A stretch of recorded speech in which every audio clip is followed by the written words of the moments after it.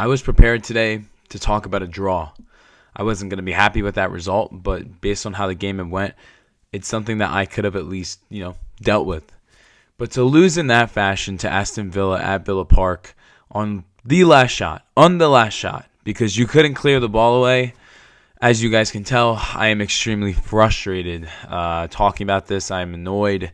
It's not how I wanted my Saturday to go, especially because, again, I'm over here in the States. I had to wake up at the ass crack of dawn to see this team play, and that's what I got. But regardless, it happens. Credit to Aston Villa. They won 2-1 against Arsenal.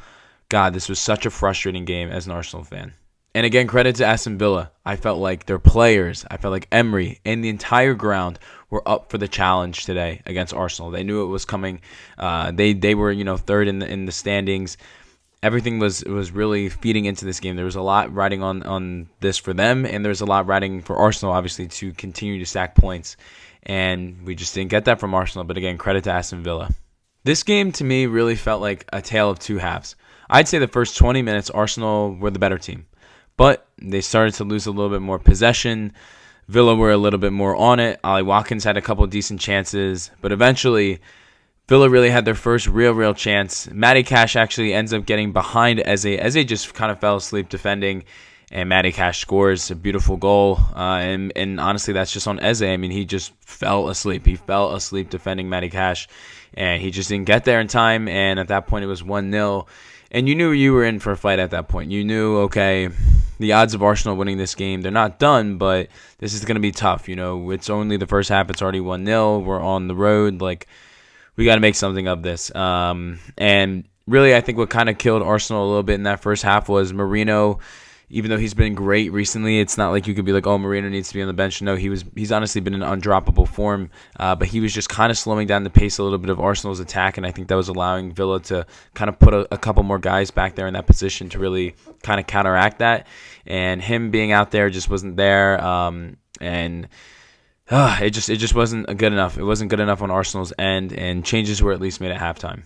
Eze was subbed off for Trossard, and Marino was subbed off for Gyökeres. And 6 minutes into the half, Saka has a nice cross. It was supposed to go to Gyökeres. It wasn't hit in, but Trossard ends up, he gets the ball. He hits it in. And again, he scores. It's just what he does. He was out for a little bit. We've been missing Trossard just because, Arsenal have been able to cope, but he's definitely been missed. I'm glad he's back. And again, this guy just has an instant impact. He had a goal against Villa last year as well at Villa Park. So he's used to this moment, but Arsenal made it 1-1. And at that point, I felt, okay, we can get back into the game. And I thought that Arsenal did a really good job, honestly, of keeping Villa honest for the next, I would say, 20, 25 minutes. I thought Arsenal looked like the better team in the second half, especially Saka was just doing such a great job of consistently attacking down that right side. But we just couldn't score. We had lots of opportunities, but we just couldn't finish. But everything really changed around that 80-minute mark. Saka was then subbed off for 90-minute Waike, and MLS was brought on for, I think, Calafiore, if I remember correctly, or someone, I don't know, I apologize, I don't remember off the top of my head. I am in a little bit of a rush today, but regardless, I just felt like those last 10 minutes, it just felt too open for me, and when I say too open, I mean as in, I couldn't tell if Arsenal had controlled the game, I couldn't tell if Villa had controlled the game. It was just very back and forth. And that's really how the game went. I thought Raya was making some key saves throughout the entire game, but that literal last minute was that last shot. I feel like all hell just broke loose. The ball was just constantly getting pushed around. Guys were falling over. I didn't know who was going to get the ball. We just couldn't clear the freaking ball, and it was smashed in. Let me get his name. I wrote it down. It was Buendia. Crazy story for him as well, just because they were saying Emery said that he could leave in the summer, but he didn't leave, and he's actually had some pretty decent contributions this year for Villa, but he scores and he wins the game.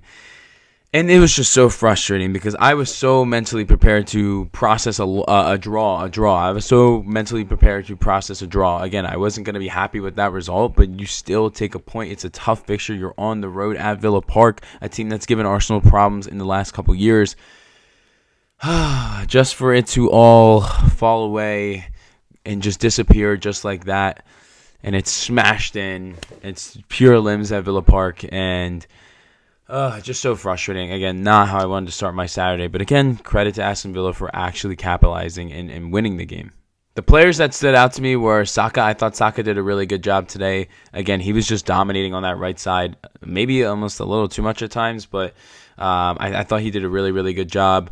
I thought Declan Rice was just absolutely amazing today, getting in the way of attackers.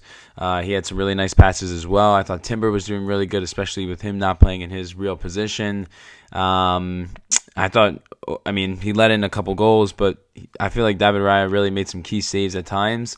And those were really the guys that stood out to me. I thought Calafiori looked all right, but he did end up getting a yellow and now is suspended for the Wolves game next week. So that's something we have to kind of keep an eye out on. But those were the guys that really stood out to me today. I thought two things really killed Arsenal, and it was really just the team was not clinical today. Again, there was chances that they could have scored. They didn't. They just didn't capitalize on as many as they usually do. And I even thought that the passing wasn't as good today. Like one of Henkipe's passes just went out of bounds and he was trying to go to Madueke. I didn't know what was going on there. It looked like sometimes, again, communication wasn't the best. Like I really think of that Eze goal where he just, again, fell asleep and was not defending Matty Cash. He just wasn't there. He literally fell asleep and just let him get it. So stuff like that just needs to be cleaned up. It's got to be better, especially in a situation like this. And my last thing is, I just felt like, what did Gyökeres do today? And it wasn't necessarily even Gyökeres. It was just like, where is the service for this guy? I like Gyökeres, I really do. But at the same time, the way Arsenal play, it's just they don't feed him enough. I don't know if Arsenal still are not used to it because, they've been used to kind of this false nine now the last couple games with Marino. Maybe that they just get back in the flow of playing with Gyökeres. But, I don't know, man. It just was frustrating, so frustrating. And I just wish he had more of an impact in the game. And I thought Arsenal looked better when he came on. But, again, you have to actually give him service. It's not like this guy's going to be, phenomenal at other things. He is a striker at the end of the day. And if you're not giving him service, then it's just like, what's the point of having him on? Like, really, what is the point? So as of this recording, the Manchester City game is about to start against Sunderland, which is a key game for Arsenal. We are rooting for Sunderland today. When we look at the table, Arsenal have 33 points. They are in first. Aston Villa have 30. They are in second. Manchester City have 28. They are in third. Now, obviously, that can change after the Sunderland game.